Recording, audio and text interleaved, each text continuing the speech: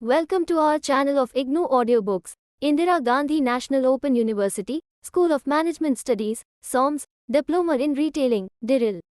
Semester I, BRL 102 Retail Marketing and Communication. Unit 5 Steps in Selling I. 5.0 Objectives. After studying this unit, you will be able to explain the personal selling process, describe the importance of personal selling, describe prospecting and its need in personal selling, state the relevance of planning the sale, describe the different approaches to selling personal selling as well as B2B selling. 5.1 Introduction. After being introduced to the fundamentals of personal selling and its various aspects in the previous unit, we come to the all-important task of understanding the sales process. The steps explained are general in nature and could vary from one organization to the other and would also be dependent on the nature of the customer, the type of product being handled and the type of business the firm is dealing in. One important advantage of personal selling is that the selling pitch can be adjusted and individualized to the prospect. Once the prospect's needs are determined, the sales pitch can be altered accordingly.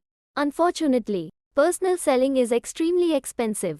As noted previously, door-to-door selling is disappearing in the area of consumer marketing. This is, however, not true in the area of business-to-business marketing. Companies selling complex products such as printing presses, buses, jets, computer systems, power plants and other expensive installations usually use salespeople to sell their products. These salespeople are compensated quite well and a large number of them are college graduates. In this unit, you will learn the steps that are followed to sell a product or services. 5.2 What is personal selling process? The personal selling process is a method through which a salesperson has direct access to consumers and interacts to convince and draw his attention in building interest in the product or services he intends to sell. In several other sales situations, the salesperson can obtain information on the background of the customer as well as his needs. However, in retailing, the salesperson directly interacts and needs to create interest to sustain the selling process. This means that, in personal selling, time is a critical factor and therefore the salesman has to make a good impression within the given time. The personal selling process thereby involves a high level of skill. In the current retailing context, personal selling involves the process of sales facilitation. The salesman has to do the role of a consultant to advise the customer on the right product and services. 5.2.1 The 1-2 STEP selling process. Determine your best client profile. Determine the markets in which the type of people who fit the best client profile work, live and play.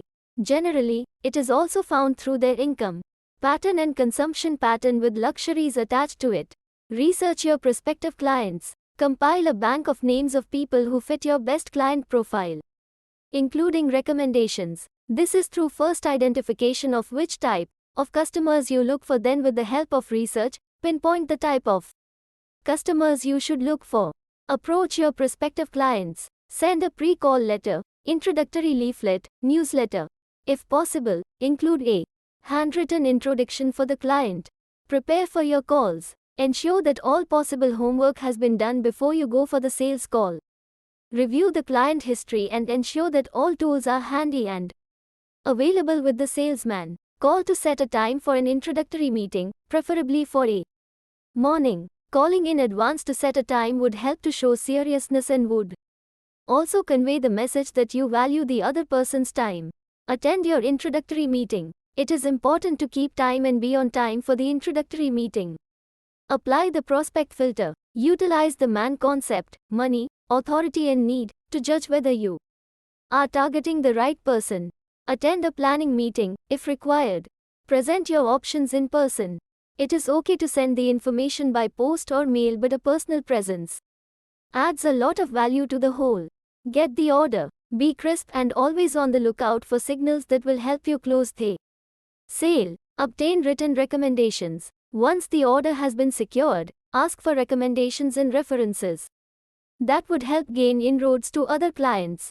Apply an effective client service program. Aim at a long-term client service to gain clients in the long term. 5.2.2 Salesperson skills. Before we talk of the process, the salesman needs to get a few things in place. Namely, the right mental attitude. Every salesperson's responsibility is not only to believe their offer but to project their belief so that it is felt by the buyer. Some sales staff give the impression that they are doing the customer a favor when they serve. The ability to project this belief tends to vary according to one's current mood. Therefore, the salesperson must strive to maintain an attitude of optimism all the time. The sale that is started with the right mental attitude will give a buyer a positive, optimistic mood, which, in turn, will ensure the right mental attitude towards the salesperson. Judgment, common sense. So very necessary but unfortunately not common. Good judgment can only be developed by practice. As and when objections get raised, the salesperson learns how to exercise judgment in handling them based on the past learnings. The power of persuasion. Remember that in selling you do not argue, you take part in a conversation. The salesperson confronted by a buyer has a listener who is not inhibited by any rules from interrupting. The salesperson should, wherever possible, set her sales presentation at a conversational level and by question and interest bring the buyer into the conversation. Aim to make people believe you, make people like you, make people listen to you. Warning: you can possess the right mental attitude, have good judgment and powers of persuasion, but without motivation you could still fail. Motivation is the major reason for success or failure in selling. When you are trying to influence or motivate others to accept your proposition, it is practically impossible to do so unless you are motivated yourself. Product knowledge. Some products sell themselves at particular times of the year, but the vast majority of products and services are in direct competition with one another, and therefore it is up to the salesperson to present products and services in an imaginative and convincing manner. In this section we are going to deal with product knowledge. How do you get to know your products? Where does the information come from? How do the products work? How do we carry out a demonstration? The most important thing here is knowing your competitors' products. And pricing will always create some benefit to salesperson while having conversation with the customer. You give information about the product or service. You can clarify areas of customer doubt. You can explain in greater detail complicated points. You can try and persuade the customer to buy. Ask questions. To find out the customer's needs, ask questions. Probe more and let the customer explain his requirement. When it comes to probing, asking the right and relevant question is the key. Show products. You can present one by one. You can display the products. You can select a few or all of your products. You should do some comparison and benefits against competition also, if required. Demonstrate. Let the customer taste, handle or move the product. You can demonstrate the operation of the product, or show the product out of its wrapper. You can ask the customer to try out the product. Motivated people motivate others by their very presence and in turn create positive working conditions, which makes hard work enjoyable. Personal motivation begins with believing in yourself, your organization and the product or service being sold.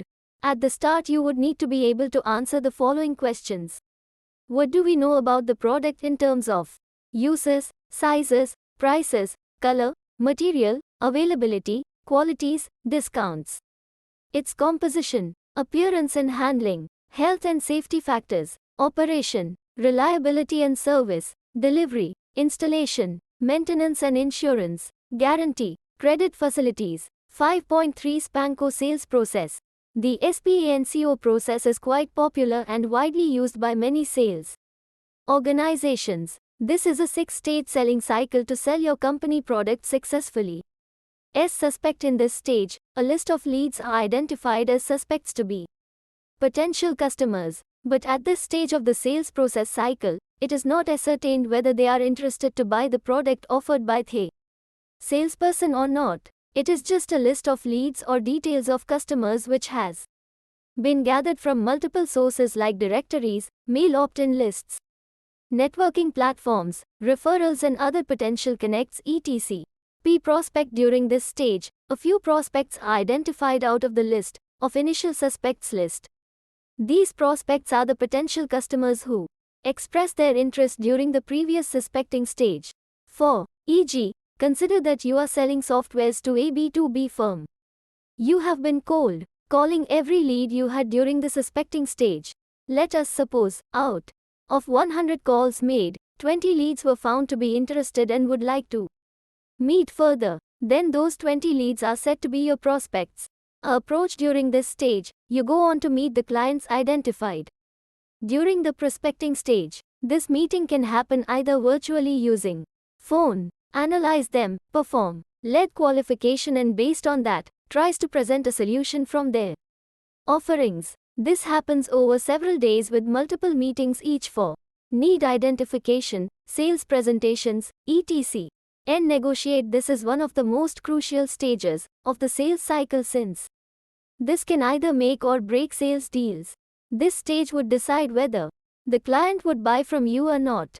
This stage involves negotiation with the clients on the pricing aspect of the deal and its associated terms, conditions. During this stage, you should demonstrate the value of your product to be more than what the customer is going to pay.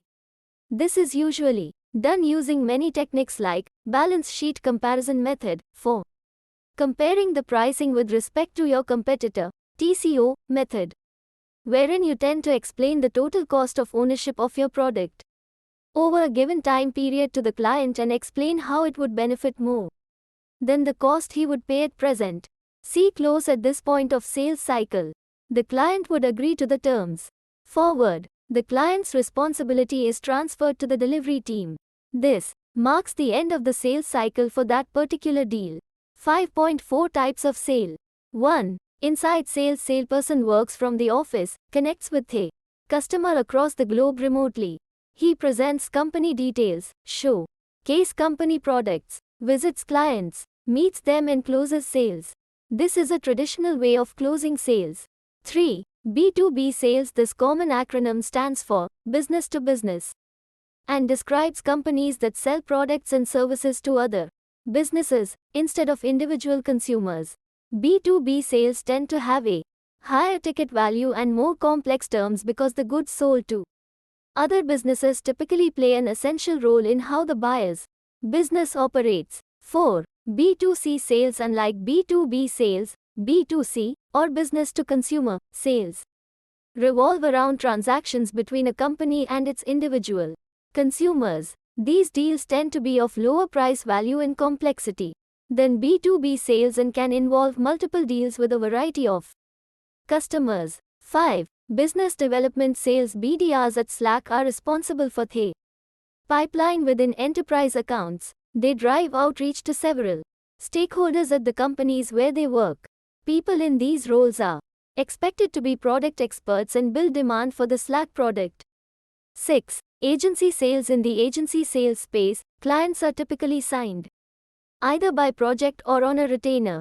For agencies that sign clients by project, they primarily focus on bringing in new business, selling service packages to new clients as their current projects wrap up.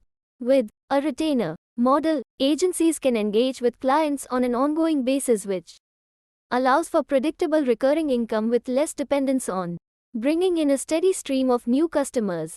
7. Consultative sales. With consultative selling, sales reps focus on building a relationship with the buyer and leading the sale with how the offering will benefit the individual customer, instead of solely focusing on the features of the product to make the sale. 8. E-commerce sales. Does your company sell products exclusively online? Is your customer able to research your product, determine whether they want to buy it, and make their purchase online all without needing to engage with someone from your company? If so, you're following an e-commerce or online sales model. 9. Account-based sales. Businesses that have large enterprise accounts with several points of contact look to account-based sales to serve these customers. Unlike business development sales, account-based sales teams don't hand off their opportunities to a sales development representative to close. 5.4.1 Selling objections. Look at the figure 5.1, which shows the common objections raised by customers. Look at the screen. Handling objections. After you've made your sales pitch presentation, it's natural for your customer to have some hesitations or concerns or queries, known as objections. Good salespeople look at objections as opportunities to further understand and respond to customers' needs. It should be taken positively by a salesperson. Be prepared and use some of the following ideas. Recognize your customers' comments by acknowledging their views and then responding with solutions. Ask questions about their views to find ways to address them. Restate the customer's objection. By saying it aloud, you can reduce its impact. Ideally, you will be prepared for what customers will say and be ready to respond. For example, objection: sorry, I don't have the time today. Response: no problem. I'm more than happy to book you a 10-minute meeting later in the week. 5.4.2 Selling process in retail. Step 1: greet the customer. You need to know how to greet every customer and welcome them into your retail store, shop or showroom or kirana shop. You must ensure they are greeted in a friendly manner that opens up the conversation. It is extremely important to ask the right type of questions to start a conversation. Build rapport by making the customer feel welcomed and comfortable in your environment. Step 2: ask key questions. You need to know how to ask probing questions with the 80-20th rule. You need to do 20% of the talking by asking open-ended questions and 80% of the listening to identify your customers' needs. If the customer is engaged in an open conversation with you, then the customer will feel that you are interested in their needs as opposed to a transactional sale. Based on this, the customer will have high intentions of buying a product or service from your retail store. Step 3: qualify the customer first on his needs. This is a must. A. Is the customer looking for a purchase for self-consumption? B. Is it for personal, business or a trade use? Circa, is there anyone else who needs to be involved in the decision-making process? Can they buy today? D. You need to qualify exactly what the customer is looking for and how soon they want to make the purchase. If a customer has made the effort to walk into your store, shop or showroom, there is intention to make a purchase. Step 4: based on information gathered from the customer, you must demonstrate your skills with product knowledge. It is extremely important you know how to sell the features of your products and services back to the customer. You have to present and demonstrate with high confidence level. The customer is looking for a solution, so sell back to their requirements, needs, so you win them over. Step 5: offer options. Now let's look at what additional options you can offer the customer, e.g., cross-selling, upselling. Step 6: close the sale. Now the closing techniques come into play. Soft, alternative and hard closes must be used to engage the customer and confirm their decision to close the sale. A. Soft close, e.g., is this the right product you are looking for? B. Alternative A. G. Which model do you prefer? Model A or Model B? Step 7: validate purchase and thank the customer. Validate the purchase and congratulate the customer. 5.5 Let us sum up. The biggest advantage of personal selling is that the selling pitch can be adjusted and individualized to the prospect. Once the prospect's needs are determined, the sales pitch can be altered accordingly.